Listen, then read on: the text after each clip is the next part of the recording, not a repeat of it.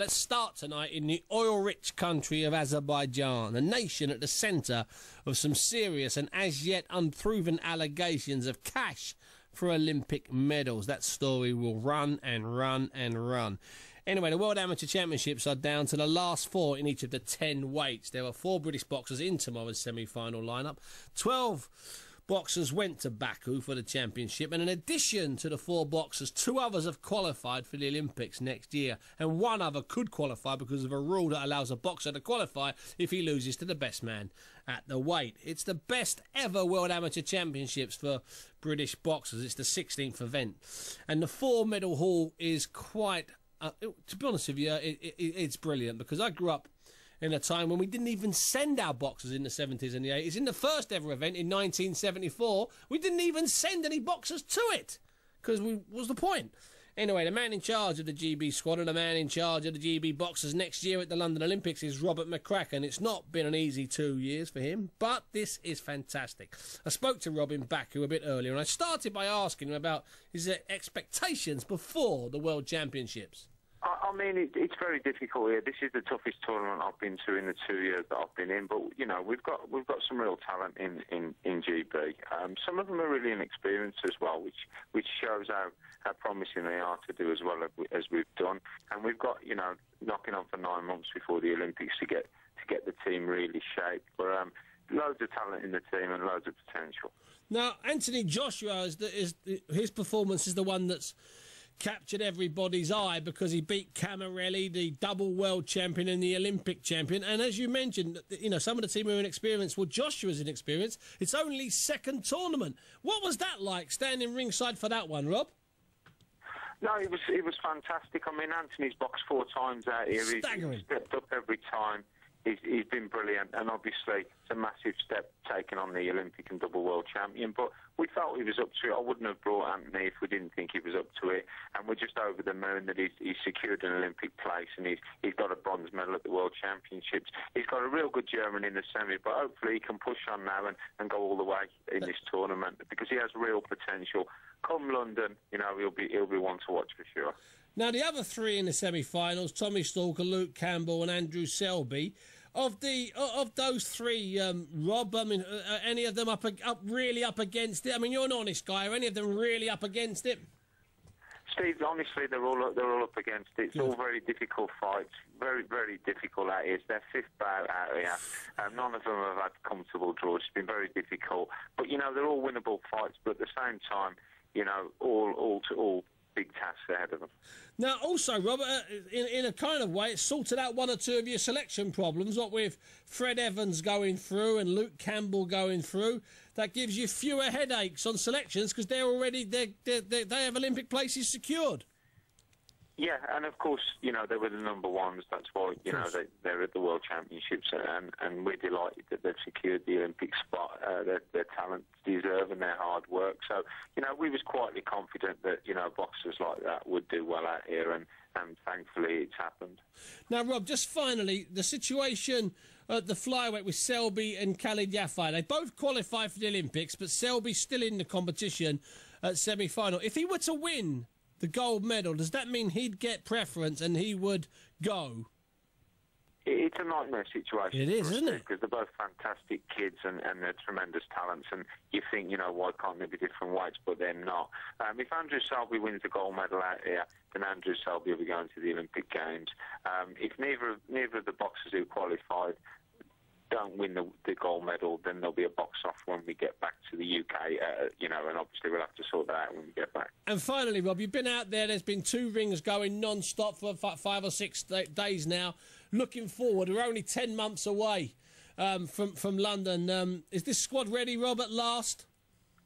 Yeah, I mean, we need a bit more time, as I say, with some experience and some inexperience, but look, I've always said, come London, we'll be ready. And, you know, we've been going for 11 days out here, constant boxing. It's been very difficult, but what a great achievement by the boys, and hopefully we can push on now and make the final and do even better. But a fantastic young bunch of boxers, and it's great for the future of British boxing. That was Rob McCracken talking to me a bit earlier from Baku about tomorrow's 4 semi-finalists, and also about Anthony Joshua in particular. Of course, Joshua's been on the show plenty of times. And Rob Palmer sent in an email. He said, question for the show, Bunsey, what's the biggest ever amount paid to a fighter who's turned pro? And he says, De La Hoya, question mark, Audley, question mark. And he says, if Joshua wins gold in London, would he break that record? Well, I tell you, he will break the record, Rob. It's no two ways about it. I would imagine the best ever paid, and it's a deal, it's not over, not an instant one-off payment. Let's say it's over a year. It was probably either to Ruslan Shagayev, who got sort of bags of gold from the president of Uzbekistan, and probably Audley's deal, because Audley's deal was about 3 or 4 times what people talked about. But Joshua, if he wins gold, especially if he has a couple of knockouts like he's already had over there in Baku, if he wins gold next year, bear in mind it's the last afternoon, it's near enough the last event of the Olympics. Oh boy, I tell you what, it might nearly break the sport. We've already got superstars that leave the rest of the 600 or so pros in the shade. Big Josh, anyway, I'm hoping if that happens, he's still a friend of 5 Live and still a friend of BBC London. So, with 5 boxers guaranteed in London next summer and still a good few quality boxers getting another bite in Istanbul at the last qualifier sometime next year, about April, this is warming up to be the best Olympics for British boxers since proper qualification was introduced in 1992. There were 2 boxers in 1996, and one of those was by default, 2 in 2000 and 1 in 2004 and 8 in 2008. I reckon 9 this time. I reckon we'll have 9 boxers there. Anyway, to reflect on an amazing week in Baku and gaze a little into the future, I'm joined now by the BBC's boxing correspondent and commentator on Big Five Live Fight Nights, Mike Costello. Mike. Hi, Steve. First of all, Mike, Rob there was playing it down a little bit, but did you think you'd have 4 in the semi-finals, and did you really think one of them would be Anthony Joshua? No and no are the answers to those questions, Steve. Absolutely. And it has been a wonderful week, and Anthony Joshua in particular. But he's not the only one who's boxed 4 times in 7 days. And potentially for these men, there are 2 more fights still to come. So it will be an astonishing performance by all of them if they can get to the finals, and even more so if they can win the gold medal. And it's hard not to get excited about this for the sport in general, but of course for Anthony Joshua. And I understand what you're saying about how it might break the sport, Steve, but also having a super heavyweight, the glamour division is so important. And we lost that chance as a sport when Audley Harrison didn't go through with his effort, if you like, to use a horse racing phrase. I remember when he left Sydney, we were all saying this man is going to be the richest sportsman that Britain has ever produced. And you get the sense that Joshua is made of slightly different material. And I've been listening to Eddie Hearn just recently talking about Kell Brook and how he's having rainbow fights, he calls them at the moment, because there's a pot of gold at the end of them. And for Joshua next year, it's going to be the Rainbow Olympics. Yeah, actually, I said that it could break our sport here. Well, of course, there's no guarantee it could be here. The Germans could put in an enormous bid. I was working with the Sauerlands last week, Mike, and they've got up to 30 guys they're looking at on loose contracts in Baku. Oh, nearly 30 guys. And then, of course, there's the Americans. I mean, it's Don King and Bob Arams. It's their twilight years. But they'd shell out lots of money just to go out on something like a kid like Joshua. We're getting ahead of ourselves here, Mike. So let's forget about Joshua and let's look at how is this, Mike, in the last 5 or 6 years that we've turned out, 8 Olympians last time out, which was fantastic. We're going to have at least 5 there next year. We've got world champions a couple of years ago, Frankie Gavin, European champions coming out of our ears. What's happened to make us in the last 5 or 6 years one of the top 3 or 4 boxing nations in the world? I think there are 2 key elements, Steve, and we can't avoid the first one, and that is money. Yes. These boxers are now training like the Cubans, the Americans and the Russians have been doing for so many years. So, Steve, when you and I were around, down at club level 20 years ago, the internationals were boxing as true blue amateurs. They were in factories and offices during the day. They would go to their respective gyms in the evening, and then they would go to Crystal Palace once a month for a national squad training camp. They do more here probably in a single afternoon than all of those men back then did in a year together with a team. And that's key, that the lottery funding that's fed in via the government through UK sport into boxing is absolutely key.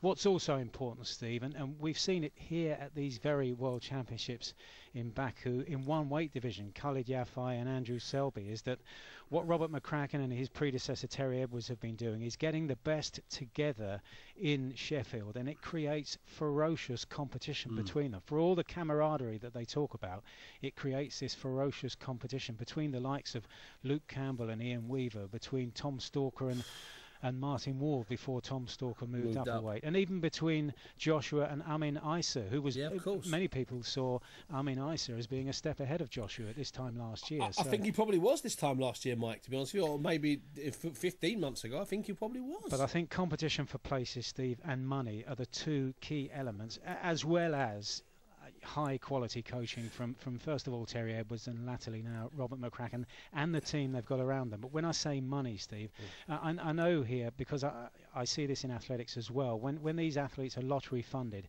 it's not just the money that goes in their bin, it's what's built around them. The whole package is said to be worth £75,000 per athlete. That's the nutritionist, it's the physiologist, it's the dietitians, it's the psychologist, it's all of that medical science, that sports science that goes around it into making them the rounded athlete. What the Russians and the Cubans have been doing for many years. Well, you know, it's interesting you should say this, Martin. I'll leave you with this thought. It's a little stat I came up with earlier on. I looked back over internationals, because, you know, we've got this American military against the British military at Royal Albert Hall tomorrow. I'm going to talk to Frank Royal in a moment about that. So I looked back at internationals. I was looking for internationals that have taken place at Royal Albert Hall, and quite a few have. But I looked at all the internationals involving the ABA, or English ABA, or GABA, in 1971, 1981 and 1991, against a variety of countries, from East Germany to America to France. Anyway, Mike, there were 23 internationals in those years: 1971, 1981, 1991. How many of those 23 do you think we won? Yeah. Go on, have a guess, because you know from the way I've built it up, it's next to none. So I've given it away, really. But go on. No, seven out of 23. Now, this team at the moment, they'd lose 2. They might get beat by a good Cuban team. They'd end up winning 21 out of 23. And the difference is, Steve, and they would be disappointed to lose. Whereas back in those days, again, when we had kids from our clubs going on to internationals, they would be almost pleased to have gone the distance with a Hungarian, with a Russian, or with a Cuban. Or to have only lost to Poland 8-2. At least we had 2 winners. You're absolutely right. So there's been a big change in mindset as well as ability, Steve. Mike, listen, thanks very much for your time this evening. That's Mike Costello there, just wanting me to chew the fat a little bit and look and just celebrate a little bit of what are absolute glory days for the amateurs. Now, it's been